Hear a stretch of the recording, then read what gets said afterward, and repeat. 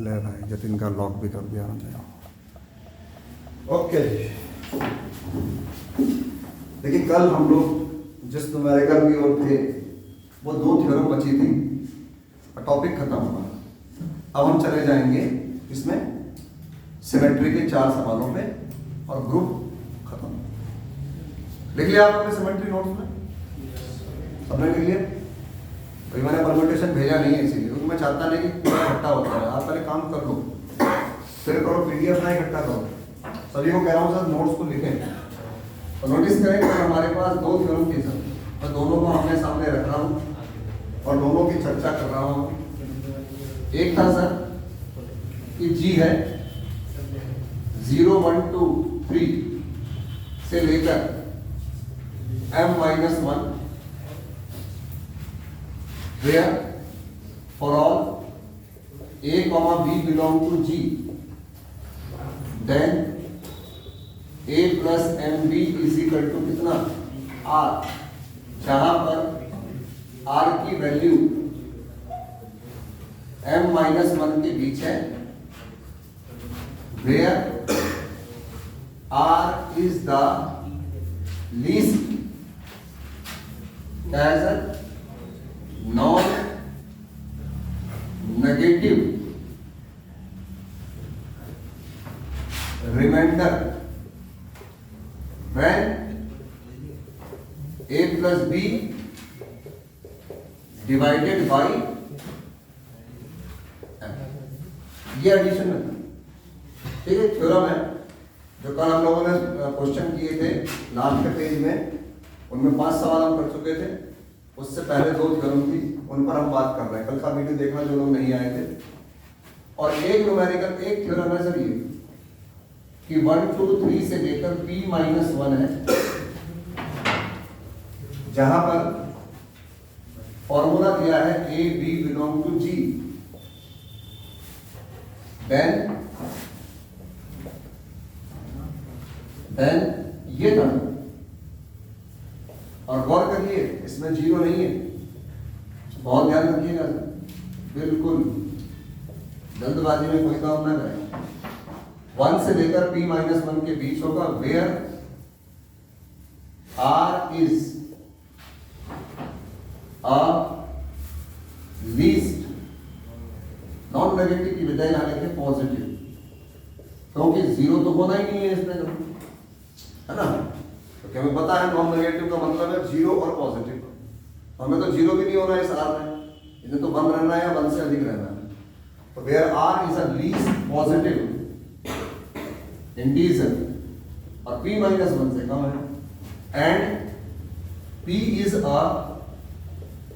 क्या, थोड़ा सा इस थ्योरम में ये ट्विस्ट आ गया, बस इतना अंतर है। अगर दोनों का क्लोजर लिखने को आता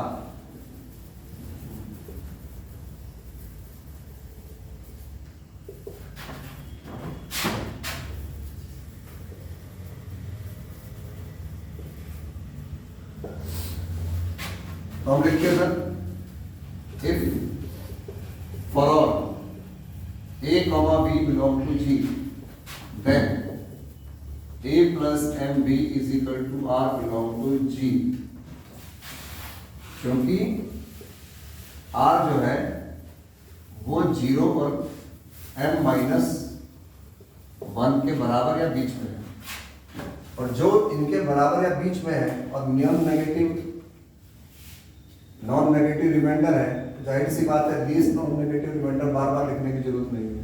तो कन्फर्म है कि जो भी रिमाइंडर आएगा वो इन्हीं में से कोई एक होगा। इसका मतलब है सो G होल्ड्स द क्या सर, क्लोजर लॉ। लिखना चाहो तो विद रिस्पेक्ट टू लिख दो। सेम यही कहानी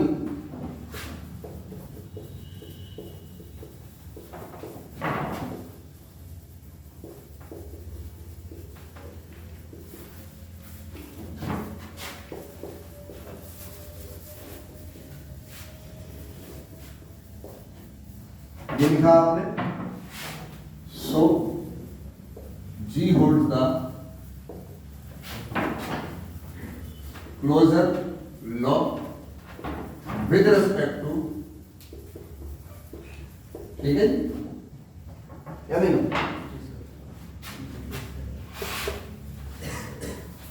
अब आती है बात दोनों के एसोसिएटिव लिखने की। तो भाई इसको तो बस उसी न्यूमेरिकल के अंदाज में लिखना है।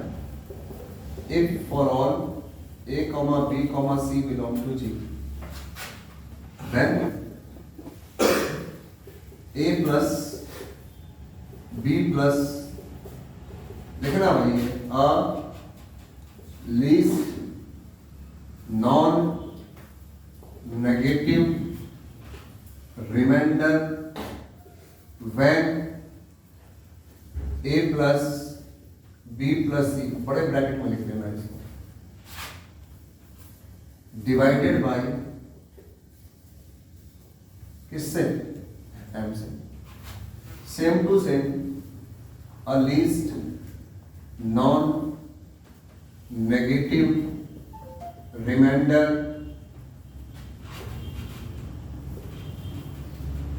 when a plus b plus c divided by m। और सर इस प्रकार से इसको लिखा तो हो सकता है मैंने नोट्स में हो क्या सकता है, बिल्कुल होगा, मैंने ऐसे ही छोड़ दिया हो तो आप एक लाइन लिख दीजिएगा, G holds the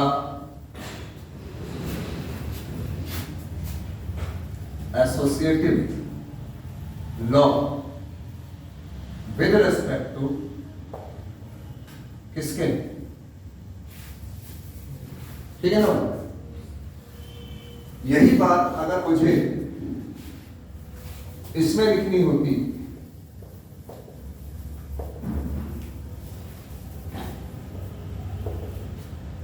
तो सेम टू सेम ऐसे ही काम करता।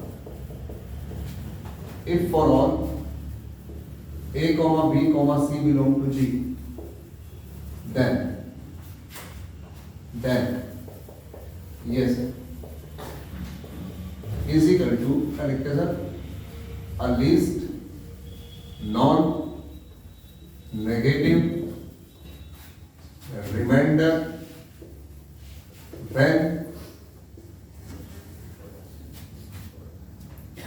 a, b, c divided by कितने से?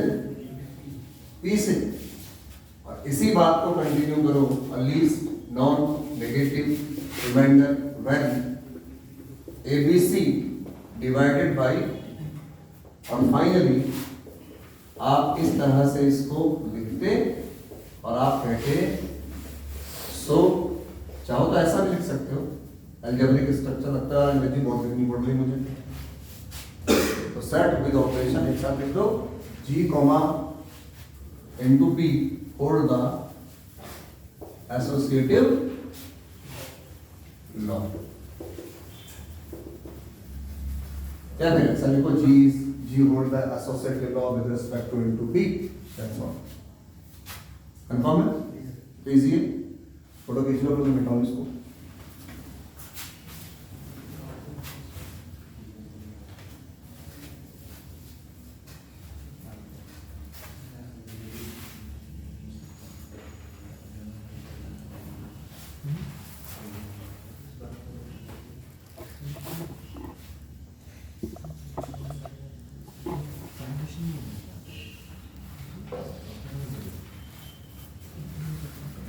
मिटाओ सर।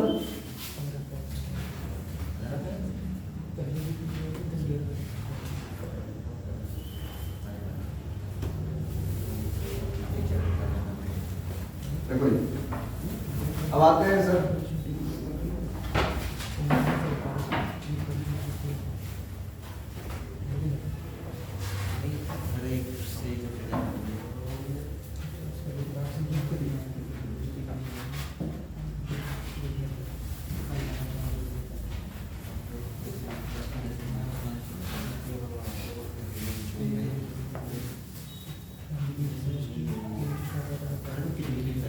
देर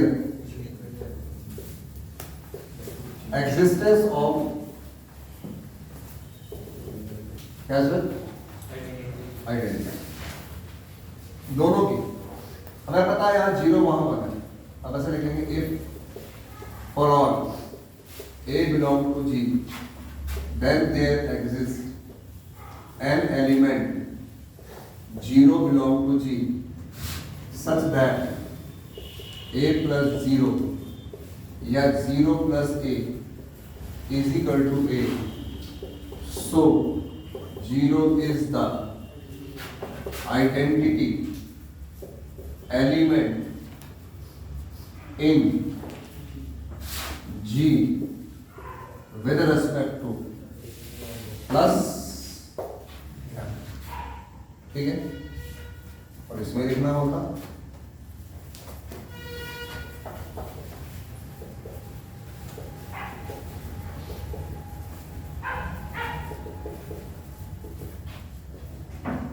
लिखते सर इस प्रकार से if for all A belong to G then there exists an element 1 belong to G such that A into 1 या 1 into A is equal to कितना? So 1 is the identity element in G with respect to किसके? कौन बनेगा? ये हो जाएगा diagram तो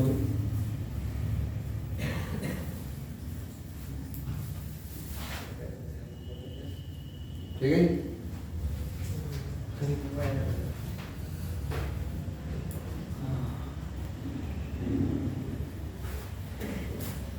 ready,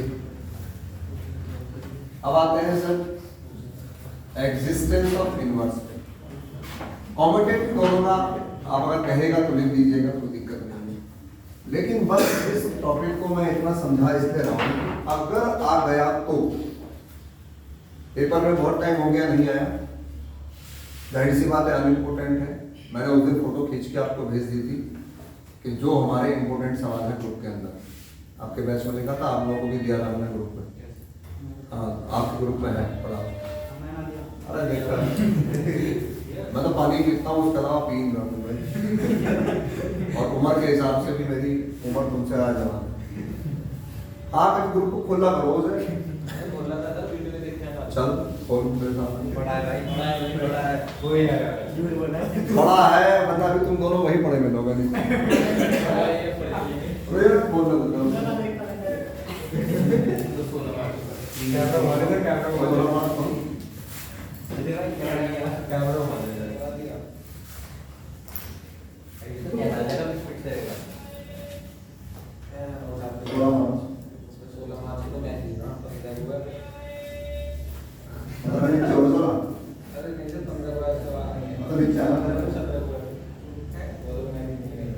group में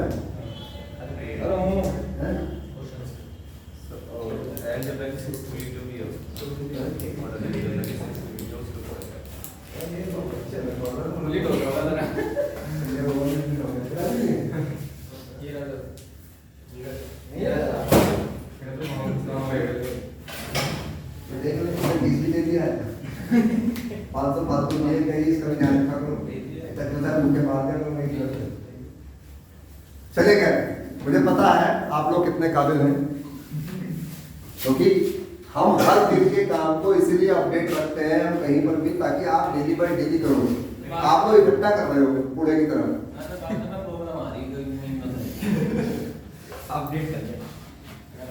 कुछ ना करो, ये फोन शाम को ट्रेन जाती है तो पटरी पर रख दियो, जाने के बाद थैले में डाल दियो। फिर ट्रेन की निकलने के बाद आपको कहे खुद ही सारी चीजें डिलीट हो जाएगी, मोबाइल भी देखना पड़ेगा। एग्जिस्टेंस ऑफ इनवर्स, दोनों का एग्जिस्टेंस ऑफ इनवर्स अगर करना है तो इस वाले का इनवर्स में तो कोई प्रॉब्लम है नहीं। Here inverse of 0 is 0 if R belong to G, जहां पर R जो है वो आपके लिए R की जगह कोई और नंबर है K बिलोंग टू, जहां पर K जो है वो इसके बीच में है। मैंने 0 लिखा है क्योंकि 0 तो ऑलरेडी आई है क्योंकि M नहीं है इसीलिए। Then there exist M minus K belong to G। अब देख लो K बराबर 1 रखोगे तो M माइनस 1, 2 रखोगे तो M माइनस 2, 3 रखोगे तो M माइनस 3 है। जोड़ने पे क्या आएगा M, M से भाग देने पे क्या आएगा 0, such that K plus M minus K is equal to 0 या M minus K plus M is equal to 0। इसका मतलब है so each elements have their inverse in G with respect to plus M।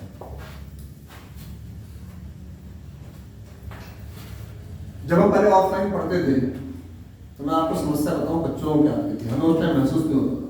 जैसे मान लो 3 दिन छुट्टी कर ली किसी बच्चे ने, तो काम करा दिया बोर्ड में बिठा दिया, हो गया। उस बच्चे का काम क्या है, वो भी लापरवाही से आप मोबाइल में ढूंढ पा रहे, तो उतार लो, पेपर के टाइम आता है काम तो मेरा पड़ेंगे, फिर किसी बच्चे से मांगता कॉपी नहीं मिलती।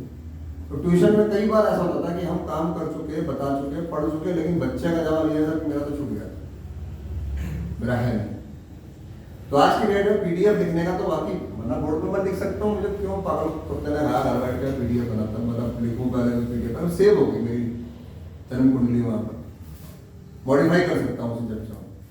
पीडीएफ देने से ये होता है एटलीस्ट कोई आए ना आए काम उसके पास है, नंबर 1। वीडियो का कॉन्सेप्ट भी हमारे दिमाग में नहीं था, फिर वही बात आ गई। लेकिन बात यह सारी मतलब सारी चीजों को अगर देखें तो ट्यूशन के लिए हम बिल्कुल अपग्रेड हो चुके हैं, लेकिन एक चीज सबसे मेन है मिसिंग। काम आपके मोबाइल पर है, वीडियो आपके पास है, लेकिन जब तक आप उसका सही समय में इस्तेमाल नहीं करोगे, कहावत है ना, कई बार किसी से कहोगे यार दे दूंगा भाई, मरने के बाद कितना घी खिला दो,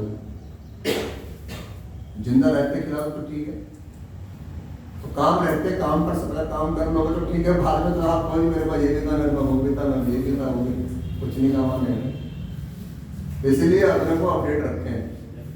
और इस काम को जो मैं लिख रहा हूँ, इस काम को मैं आप यही चीजें लोगों के मन में अलग घर करती है कि यार पीडीएफ मिली जाएगी, वीडियो मिली जाएगी, ट्यूशन क्या पढ़ना। मैं बिना पीडीएफ के बिना वीडियो के भी पढ़ा सकता हूँ, इतना तो एक्सपीरियंस है मेरे पास उसमें कहीं। लेकिन आप लोग इस सुविधा के चक्कर में लापरवाह ना बने। पहले भी बच्चे ऐसे ही पढ़ते थे ऑफलाइन में, कुछ ही बच्चे पढ़ते थे, बाकी भीड़ चाहते, लेकिन ऐसा नहीं होना चाहिए। अब इतनी चीजें आपके पास हैं कि आप कुछ भी मिस नहीं कर रहे हो, फिर भी अगर चूक हो रही है तो ये फिर बेकार है। इससे अधिक तो देखो एडवांस कुछ होने का नहीं। अब एक ही तरीका एडवांस होने का, रजनीकांत को बुलाया जाए रोबोट फिल्म के, भाई तू हमारे पे डाल दे वो चिप, यूं करें और फेंक दे तो जिंदगी भर के लिए बस डाटा स्टोर। ऐसा तो फिलहाल रजनीकांत भी मना कर रहा कि अब नहीं कर सकता मैं चिट्ठी। तो गौर करिए, नहीं उम्र हो जाए तो कुछ हो जाए, उसमें तो आज भी क्षमता है, आज भी वो फिल्म तो कर ही रहा है ना। G+M इज अ क्या ग्रुप, तो इसका तो सर कहानी बिल्कुल ओके है सर। इसके इनवर्स पर हमारी गड्डी अटकी है सर, जबरदस्त तरीके से। हटा दो इसको।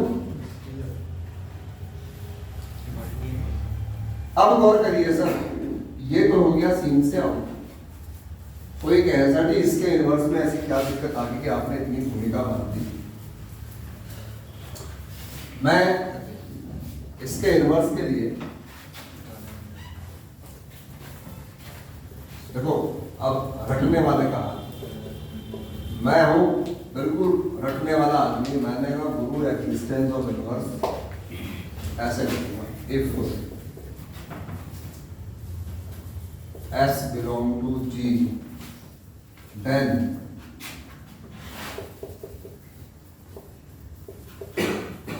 या आगे लिख लो, बात एक ही है।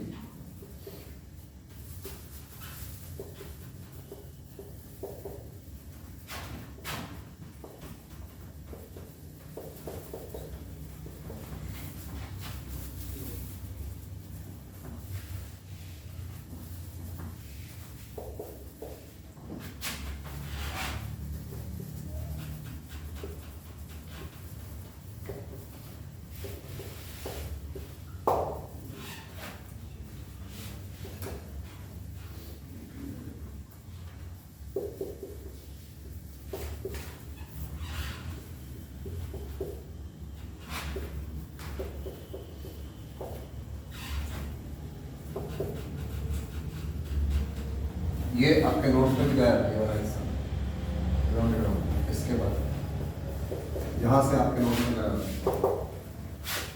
गलती से लिखना नहीं है।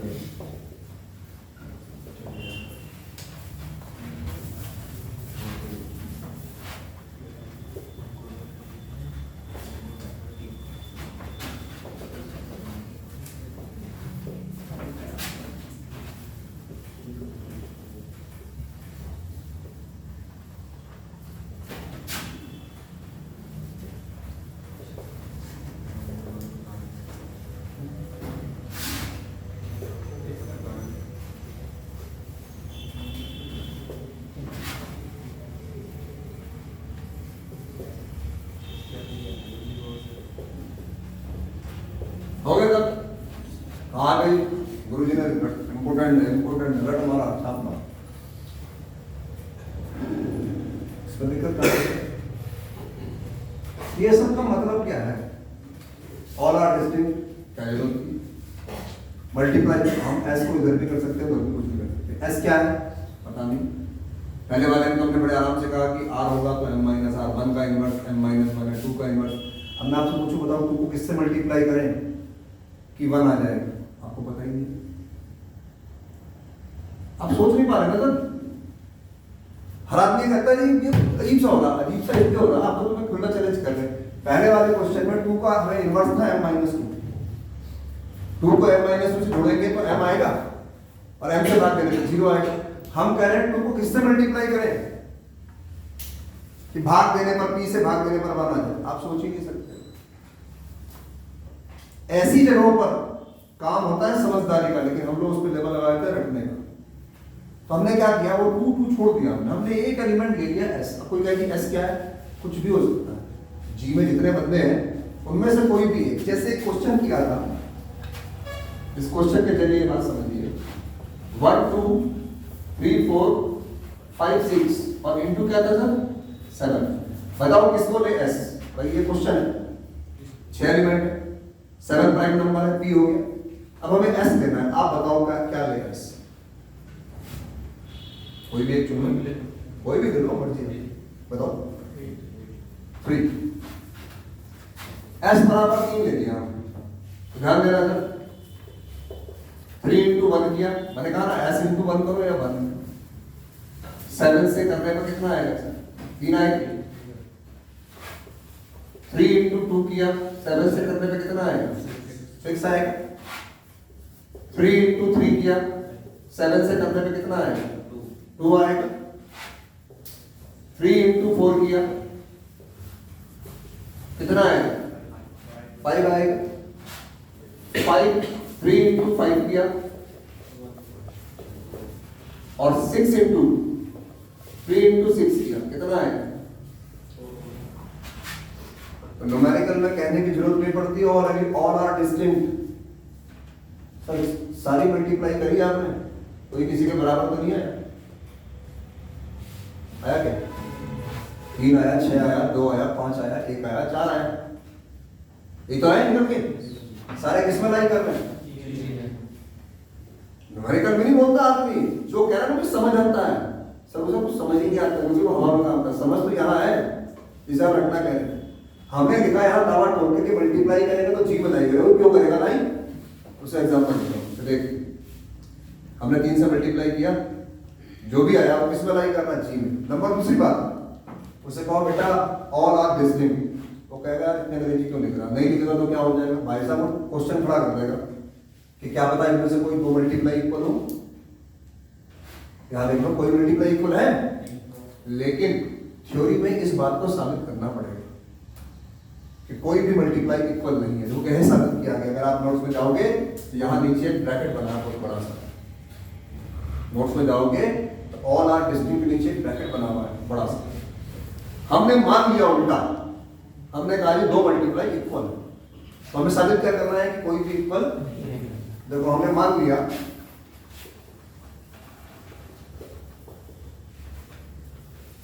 हमने कहा भाई दो मल्टीप्लाई इक्वल होने पर क्यों संभव नहीं है, डिस्टिंक्ट क्यों होंगे सारी की सारी, उसका सबूत हम यहां दे रहे हैं। ये वो लाइन है जो शायद हमें रटनी पड़े कि हमें समझा रखी है। आपको याद करो कि समझाया था मैंने, अगर ये दोनों बराबर हैं तो इनका रिमाइंडर सेम आना चाहिए, और इनको मल्टीप्लाई करके अगर माइनस करें तो p से भाग देने पर p से भाग जाना चाहिए।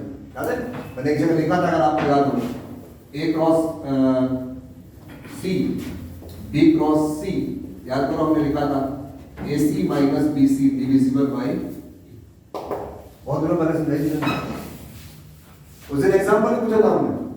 चलो c को फिक्स कर देते हैं, या जो भी कहो आप c, या जब c का मतलब यहाँ s है, इन्होंने कहा 3, इन्होंने कहा 3, मैंने यहाँ लिखा 7, मैंने लिखा इस इन नंबरों को छोड़ दो, मैंने लिखा यहाँ पर 4 दिया ना। तो मैंने एक बात समझाई थी आपको, 7 के गैप में चलना।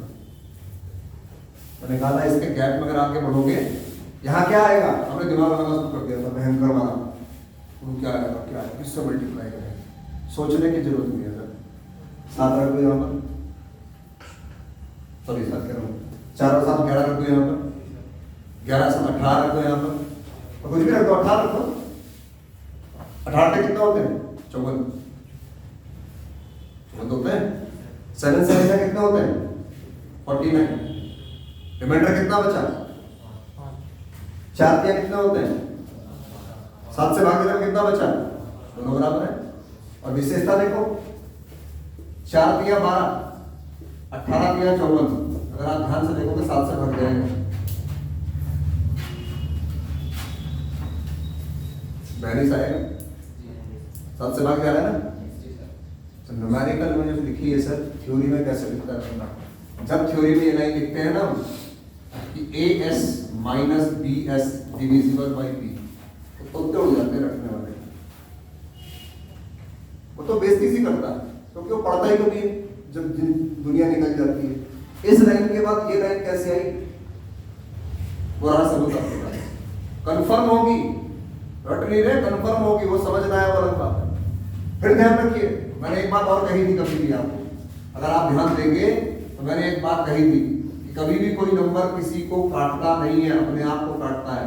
4 में से 18 का कितना बचेगा 14, तो गौर करें, या तो ये कटेगा, ये कौन कटता है 14 कटता है, 2 कटता है। वैसे ही इस जगह पर as माइनस bs में लिखेंगे a minus b into S divisible by, इसका मतलब है या तो a माइनस b या s क्या होना चाहिए, डिविजिबल बाई p होना चाहिए, नहीं होना चाहिए। भाई ये वैल्यू p से डिवाइड हो रही है तो कब हो सकती है, या तो ये p से कटे या, लेकिन दोनों ही बात संभव नहीं है। कोई कहे क्यों, s डिविजिबल बाई p संभव नहीं है क्योंकि s किसका मेंबर है, और g के अंदर जितने भी एलिमेंट है वो सारे p से छोटे हैं, और प्राइम नंबर या तो अपने आप को काटता है या अपने मल्टीपल को काटता है। तो कैसे भी अपने से छोटे नंबर को कैसे काट लोगे, डेसिमल में नहीं की वैल्यू मुझे, कोई कहता कैसी बात कर रहा है 2/3.66 ले आऊंगा अभी, मैंने सर काटने का मतलब है इंटीजर चाहिए मुझे रिमाइंडर। तो कंफर्म है अगर एस जी में लाई करता और जी में सारे मेंबर p से छोटे हैं तो how can be possible, possible ही नहीं हो सकता ये। फिर भाई सर ऐसा इस पर तो ध्यान दे लो एक बार, क्या होता है डिवाइड करता हूं भाई, a और b जो है वो g के मेंबर है, ठीक है, कोई भी g का मेंबर ले लो, 3 और 5, 3 और 4, 4 और 6, अगर मैं 4 और 6 को माइनस करूं या 6 माइनस 4 करूं आएगा तो 7 से कम ही, या नहीं। तो a माइनस b ना तो p से डिवाइड हो सकता है, ना एस बी से डिवाइड हो सकता है। इसका मतलब ये आपस में इक्वल, इसका मतलब यहां पर हम नीचे लिख देंगे A cross S B cross S not equal to, मतलब ऑल आर, हो गई बात क्लियर। अब जब सारे डिस्टिंक्ट हैं और किसमें लाई कर रहे हैं, तो भाई साहब कोई ना कोई मल्टीप्लाई इनमें से 1 के इक्वल तो होगी। भाई आपने कहा जी के मेंबर है और अलग अलग है, तो इसका मतलब कैसे क्या मतलब दो बनोगे, आपने पहले कह दिया ऑल आर डिस्टिंक्ट, तो कोई एक बंदा ऐसा होगा जिसकी मल्टीप्लाई कितनी होगी, देखो पर यहां दिख रहा है 3 का इनवर्स कौन है, 5, हमें नहीं पता ना, तो हमने क्या लिख दिया इस जगह पर, हमें नहीं पता कौन है वो, एस डैश जी का मेंबर है, लेकिन एक्चुअल में कौन सा है, लेकिन ये पता है कि इनटू एस करने पर कोई ना कोई एक मल्टीप्लाई किसके इक्वल आएगी, तो हमने मान लिया कि एस डैश इनटू एस जो है 1 के इक्वल है। तो पूछे एस डैश क्या है, तो न्यूमेरिकल में तो पता है एस डैश कितना है 5, लेकिन थ्योरी में तो नहीं पता है, इतना पता है कि जो भी होगा वो किसका मेंबर होगा, जी का। इसका मतलब सर इस एस का ये इनवर्स है, उसी प्रकार हर एलिमेंट का इनवर्स यहां पर मौजूद होगा और तब जाके आपके क्वेश्चन को, ठीक है ना। इतने से हिस्से को करने के लिए, ये हिस्सा आपके नोट्स में नहीं है, ध्यान रखिएगा, ये आपको लिखना पड़ेगा, ठीक है। इतना हिस्सा आपके नोट्स में है, इसके साथ ये मिसिंग नोट्स में, सही ध्यान दीजिए।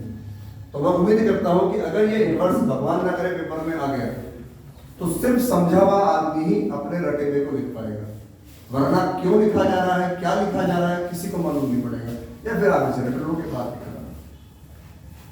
पक्की बात, एग्जाम्पल रख के मैंने समझा दिया आपको सारी बात। तो ये जितनी भी चीजें लिखी है बिल्कुल ऑथेंटिक है और लीगल और थ्योरम का, तो आएगा।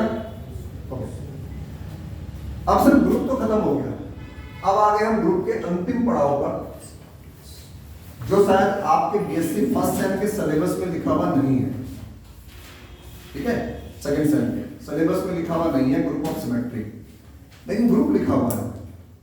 अब जो बंदा पेपर बनाएगा और नई बुक से ही बनाएगा तो कुछ कह नहीं सकते, इसलिए मैं आपको पीडीएफ भेज दूंगा, आप लिखना चाहें तो लिख लीजिएगा, समझना तो है ही, वीडियो है आपके पास, समझ के भी रखिए, क्या पता आ जाए। और ये क्वेश्चन आता है लॉन्ग में, जो सर ने आपको ट्रायंगल वाला सवाल कराया वो तो आता है 5 नंबर में, और जो स्क्वायर वाला सवाल है जिसमें 8 एलिमेंट है वो आता है 10 नंबर का। पेपर का लॉन्ग क्वेश्चन है सर, ध्यान रखिएगा। इन 4 में से कोई एक पेपर में फंस सकता है। 4 क्वेश्चन है, एक आइसोसेलेस ट्रायंगल है, समद्विबाहु त्रिभुज, एक है इक्विलैटरल ट्रायंगल, समबाहु त्रिभुज, एक है रेक्टेंगल, एक है स्क्वायर। बस ये 4 ही सवाल, टॉपिक खत्म हो जाएगा ग्रुप ऑफ सिमेट्री। मिटा दो इसको, मैं सिर्फ 10 मिनट बोलूंगा, अभी सवाल नहीं करेंगे क्योंकि उसे समझने में बहुत दिमाग खर्च करना पड़ेगा। मिटा दो।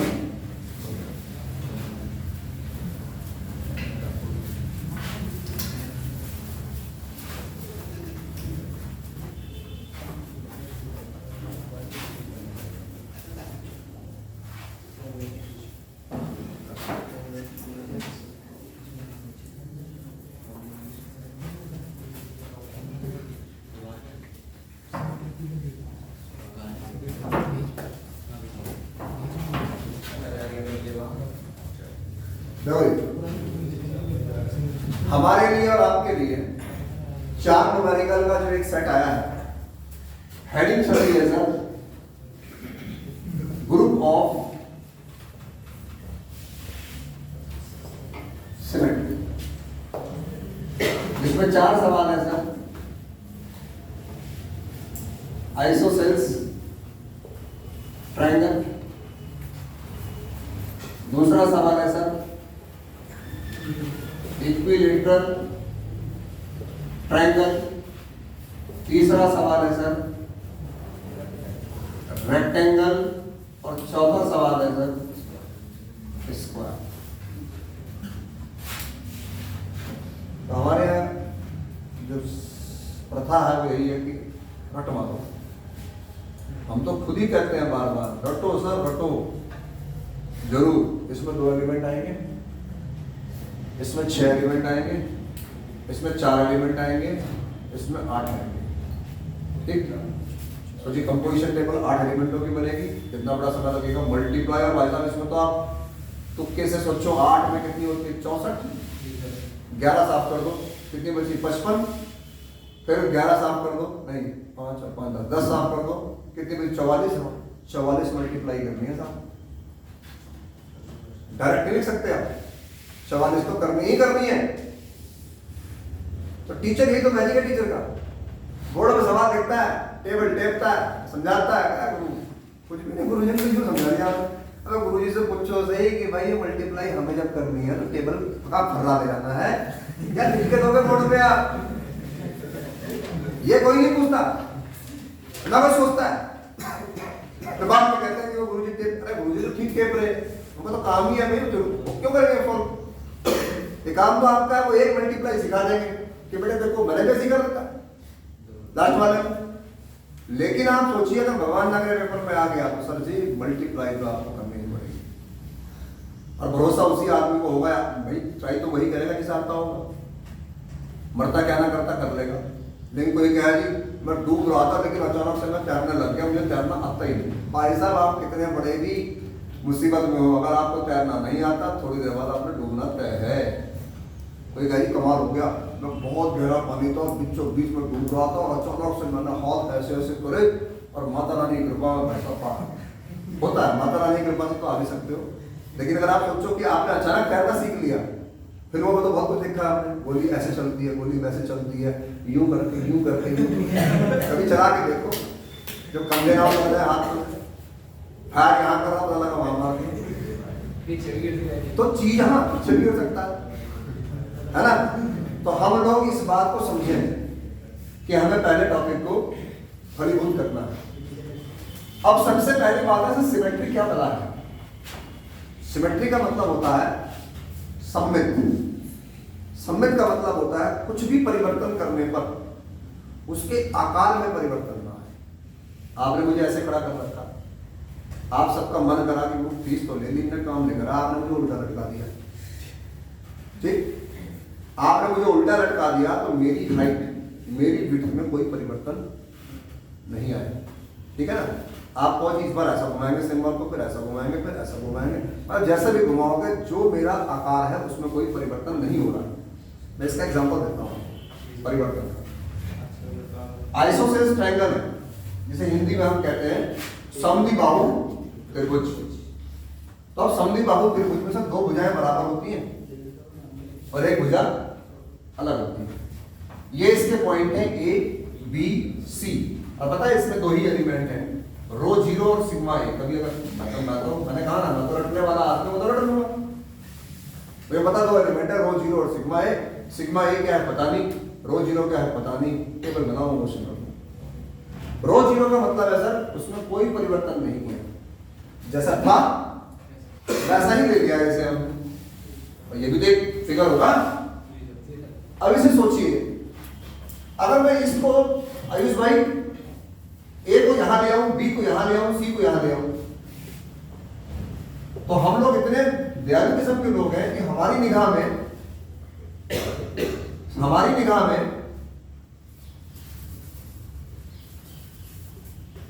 हमें लगता है सब ट्रायंगल, सबका मालिक है, सब एक समान है, हमको सोचने लगते। लेकिन नहीं, अगर आप इन तीनों फिगर को देखो, इसको इसको इसको, तो आज की डेट में अगर मैं AB की बात करूं तो यहां पहुंच गया, BC की बात करूं तो यहां पहुंच गया, यहां पहुंच गया, BC की बात करूं यहां पहुंच गया, यहां पहुंच गया, यहां पहुंच गया। क्या ये फिगर सेम दिख रहा है आपको? परिवर्तित है ना, 5 की जगह 5, मतलब मेरे लेफ्ट में 5 होना चाहिए, राइट में 5 होना चाहिए, डाउन में 4 होना चाहिए। तो क्या इन दोनों फिगर में ऐसा है? इसका मतलब है सर ये दोनों मेरे सिमेट्री के मेंबर हो ही नहीं सकते। इसमें होता है फ्लिप, एक होता है रोटेशन। मैं पूरी अंग्रेजी पढ़ाऊंगा तो बताऊंगा फ्लिप एंड रोटेशन। मैंने घुमाया और मैंने एक तरह से एंगल में शिफ्ट किया और एक मैंने पॉइंट के इर्द गिर्द घुमाया। तो मैंने एंगल में घुमाना चाहा तो बात बनी नहीं, ओके। फिर कोई ऐसा एक काम करो, ए को तो अपने हाथ से पकड़ लो ऐसे, तो मैं धीमे से नीचे से घुमाता हूँ। किसको? सर सी को मैं इधर ले आता हूँ, बी को इधर ले आता हूँ, घुमा दिया। फिर कोई आया कि गुरुजी ये तो बहुत हल्का काम कर रहा हूँ, मैं नीचे से पकड़ दूंगा बी को। अब आप एक काम करो, सी और ए को घुमा दो, बी फिक्स कर दिया और फिर मैं इसका नाम रखूंगा मैं सिग्मा ए, क्योंकि ए के अलावा। फिर मैंने क्या करा, बी को फिक्स कर दिया और भाई साहब सी और ए की अदला बदली कर दी, मतलब आकार देखने में लग रहा है कि सेम है। और फिर एक बंदा ऐसा भी है, अपने वो टेंशन नहीं सर, मैंने तो ये वाला पॉइंट पकड़ रखा, अब आप जोर लगा लो, टेंशन ना लो। इसमें सर ये भी पॉसिबल नहीं है और ये भी पॉसिबल नहीं है, क्योंकि इस वाले में देखो 5 के बदले 5 और 4 की जगह 4 ही है, घुमाया, लेकिन आकार में पोजीशन में कोई बदलाव नहीं। इस वाले में देखो यह है एसी, ठीक है, यह है बीसी, परिवर्तन है और एकदम से। इसमें देखो सर बीसी AB, तो ओरिजिनल से कंपेयर करना है। सिमेट्री का मतलब है सर कि हम घुमाएं, मोड़ें, ऐंठें, लेकिन वो जो दूसरा रूप आएगा वो वैसे का वैसा ही होना चाहिए। इसका मतलब मैंने सारे ऑप्शन सोचे, एक ये और एक ये, इसके अलावा कोई भी एक जैसा इसके जैसा नहीं है, इसीलिए इसमें कितने नंबर है, 2। ठीक है, अगला देखो। फिर कई बार क्या होता है कि कितना घुमाना है, कौन से पॉइंट पे जाना है, ये भी याद नहीं रहता है, इसलिए क्वेश्चन को तो पढ़ना पड़ेगा कि 6 एलिमेंट के लिए क्या क्या उसने 6 तरीके से किस तरह से घुमाया होगा, 6 पॉइंट क्या रहे होंगे। अगला क्वेश्चन है sir equilateral triangle A B C, गौर करिए 5 5 और इक्विलेटरल की विशेषता सर बाहर 120 और अंदर 100, सॉरी अंदर कितना होता है 60 ये होता ना 60 66। अब ये भी चीज बनी रहनी चाहिए कि अंदर का एंगल 60 रहे और बाहर का कितना रहे। ये है सर ओरिजिनल, पहले एंगल में घुमा रहा हूं, एंगल में, फिर पॉइंट में घुमाऊंगा। अब मैंने ए को इधर लाया, भाई साहब मैं इधर लाने का मतलब क्या है, 120 डिग्री चला गया। तो आज की डेट में मैं जब जाऊंगा, ए को इधर लाऊंगा तो बी आगे जाएगा और सी ऊपर जाएगा और ये निकल के आया रो 120 और देख लो ये और ये अभी भी सेम है। फिर घुमाओ सर, अब कहां ले जाओगे, ए को फिर आगे ले जाओ, बी यहां आ गया और तो कहती 240 को लिखा। तो पहली बात ओरिजिनल से कंपेयर करो इसे, ए यहां से यहां पहुंच गया 240 एंगल घूम गया, इससे कंपेयर नहीं करना इसे, ओरिजिनल से। कोई कहता एक बार मौसम में जाना घूमना है, कैसा ए आ गया दोबारा यहां आ जाओगे, इसलिए अब आगे कोई भी घुमाने का फायदा नहीं, रिपीट करने लग जाएगा अपने आप। तो डिस्टिंक्ट एलिमेंट होना चाहिए। कभी भी आपने कोई साइड देखा हो ग्रुप में, कोई भी एलिमेंट मैच नहीं करता। 3 बन गए सर, घूम लिए। अब आ जाओ सर वही लाइन वाला, वो हाथ पकड़ के घुमाने वाला। अब गौर करो, मैं इस लाइन के अबाउट, मैंने एक लाइन खींच ली परपेंडिकुलर, जिसे हम माध्यिका मीडियन जो भी कहते हैं, इस लाइन के अबाउट अगर मैं कहूं कि आपको मैं घुमाना चाहता हूं, तो मैं पकड़ लिया, ये घुमाया, ए सी और बी, मैं समझता हूं कोई परिवर्तन तो नहीं आया, एंगल भी उतना ही रहेगा अंदर बाहर, ये हो गया सर सिग्मा ए। फिर बी में घुमाओ ओरिजिनल, तो बी से घुमाओगे सर तो गौर करोगे आप अभी भी कोई परिवर्तन नहीं आया सर। और जब सी से घुमाओगे आप तो मैं समझता हूं अभी भी कोई परिवर्तन। इसीलिए जब ये वाला क्वेश्चन आएगा तब आप देखना, आपके टीचर ने अगर यही क्वेश्चन शायद क्लास में किया हो, आपके टीचर ने इस तरह से 120 240 सिग्मा ए सिग्मा बी और सिग्मा सी ये लिए होंगे, उसने 6 लिया है क्लास में। चलो नहीं किया तो कोई बात नहीं, टेंशन ना लो, ठीक है। ये 6 बने, ऐसे रेक्टेंगल में 4 बनेंगे। अब रेक्टेंगल का मतलब क्या होता है, पहली बात तो यही समझ में आ जाए रेक्टेंगल होता है क्या। सही बताऊं तो मुझे तो मालूम भी नहीं पड़ता था। हमने पढ़ी है हिंदी में आयत, है ना। पैरेललोग्राम तो हमने अंग्रेजी में बहुत दिनों बाद पढ़ा। तो रेक्टेंगल में और पैरेललोग्राम में अंतर ये होता है सर, आमने सामने, पहले में समानता क्या होती है, आमने सामने की भुजाएं बराबर होती है, दोनों के डायगोनल इक्वली डिवाइड होते हैं, बट रेक्टेंगल के डायगोनल बराबर होते हैं, लेकिन पैरेललोग्राम के डायगोनल बराबर नहीं होते। एक छोटा एक बड़ा हो सकता है उसमें। देखिए अगर डायगोनल की लंबाई भी सेम है, आमने सामने की भुजाएं भी सेम है, उसे बोलते हैं रेक्टेंगल, राइट। तो पहले तो वो बताओ, तभी तो आप बात की बात करोगे। तो देखो मैंने तो भाई साहब समझाने के लिए, मुझे पता है मैंने फर्स्ट टाइम इसे पढ़ाया था, टॉपिक 2017 में आया था कोर्स में, हमने भी नहीं पढ़ा बीएससी में कभी है। समझाने के लिए पहले तो कहे समझाया जाए उसको, वही भूमिका तैयार करनी पड़ती है। तो समझाने के लिए मैंने डिस्टेंसेस नहीं मान ली, मैंने सोचा अच्छा क्या है बनाया, और सर इस जगह पर गौर करें A B C D M D. अभी 90 घूमेगी, ए अगर बी पे आया कितना घुमा 90, अब इसे ऐसा घुमा कर पलट दो फिगर को, जब ये यहां से यहां गिराओगे इसे तो कितना एंगल गिरेगा, फिर गिरा तो कहने का मतलब है मैंने ए डायग्राम ये बनाया सर, ए यहां ले गया, बी यहां ले गया, सी यहां ले गया, डी यहां, फिर मैंने गिराया सर, ए यहां चला गया, बी यहां चला गया, सी यहां चला गया, डी मैंने फिर गिराया सर। वैसे बहुत गिरे हुए इंसान, ए बी सी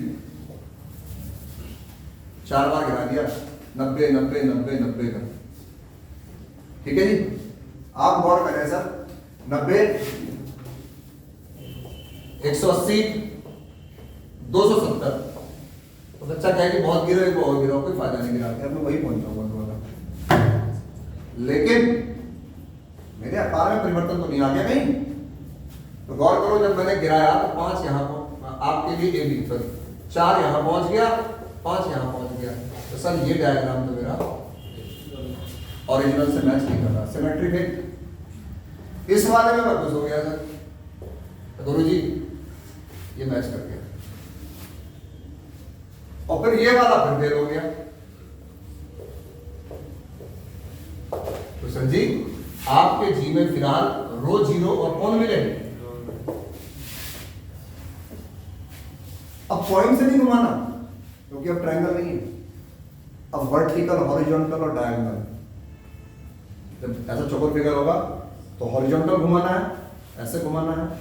तो हॉरिजॉन्टल घुमाने का मतलब है, मतलब ये लाइन मैंने खींची, ऐसे घुमाना है। इसे ऐसे घुमाने का मतलब है एडी नीचे और बीसी ऊपर। तो देखें आकार में कोई परिवर्तन नहीं है सर, है क्या। तो इसको नाम दे दिया हमने कितना, या सिग्मा एक्स भी कह देते हैं कई लोग, एच मतलब हॉरिजॉन्टल। और ऐसे अगर मैं इस लाइन के अबाउट वर्टिकल घुमा दूं, इसको इधर इसको इधर, तो मैं समझता हूं अभी भी इसके आकार में कोई परिवर्तन, इसको नाम दे दिया सर सिग्मा बी। कोई कहे सर डायगोनल के अलावा घुमा दो सर, इस डायगोनल के अलावा मतलब सर डी को यहां, बी को यहां ले आओ, बी को यहां ले आओ, तो देखो ये बंद हो आकार में परिवर्तन आ रहा है। कोई कहे सर ये वाला डायगोनल घुमा दो, सी को उधर ले जाओ, ए को इधर ले आओ, आकार में परिवर्तन आ जाए। कुल मिला के सिर्फ और सिर्फ आपके पास ये बचे रो 0 180 सिग्मा एच। ध्यान देना रेक्टेंगल के सवाल में आपके टीचर ने आपको 4 एलिमेंट लिखवाए हुए। जब पहले जिस बंदे को पहले तो ये बात समझ में आ जाए, वही बंदा मल्टीप्लाई कर पाए, कंपोजिशन टेबल तो वही बना पाएगा जिसको ये समझ में आए कि क्वेश्चन में है क्या, राइट। तो ये बड़ा अजीबोगरीब बिल्कुल हटके सवाल है, 4 सवाल है। तो कल हम जब इस सवालों पे काम करेंगे तो हो सकता है आपके यहाँ भी आ जाए, बिकॉज कंपोजिशन टेबल तो है ही, ग्रुप भी है ही, ऐसा कुछ नहीं है। देने वाला तो कहते हैं ग्रुप का सवाल है, मैंने दे दिया, कोर्स में क्या मतलब है, इसीलिए कह रहा हूँ खाली ग्रुप लिखा है तो उसके अंदर बहुत कुछ आता है, ठीक है ना। ये पीडीएफ आपके पास है, इसे लिखिए और कल हम ये 4 सवाल करने की कोशिश करें। धन्यवाद।